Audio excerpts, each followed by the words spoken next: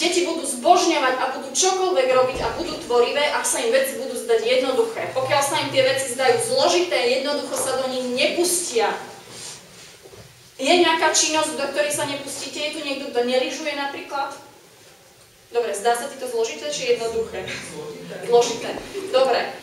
Moja dcéra, nie tu, môžem hovoriť. Jej sa zdá všetko jednoduché, keď to má nakresliť. Poviem, nakresli koňa, ona zoberie papier, ceruzku, oprie to o stenu, nie na stôl teda, zoberie si do ruky to pero a od chvosta nakreslí toho koňa, lebo jej sa to zdá jednoduché. Ona si kreslí 4 hodiny denne, lebo je to jednoduché. Som presvedčená o tom, že deti musia mať čítanie ako niečo, čo je úplne jednoduché a úplne každodenná bežná vec. Ja som ešte z tej generácie, ktorá čítala.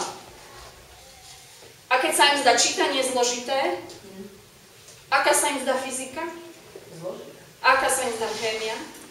Ako rozumejú matematike? Zložito. Aké sú pre nich fantastické slovné úlohy? Tie zbožňujú úplne, to sú také jednoduché. A pretože sú tam slova, že? Dobre, tak im to poďme rozmotať. Dobre, úplne každému dieťaťu vážne vieme tu pomôcť. Máme na to postupy. My sa vieme pozrieť na to, kde začali jeho problémy. Od toho bodu ho vrátime, odtiaľ ide akoby na novo a strašne ho to baví.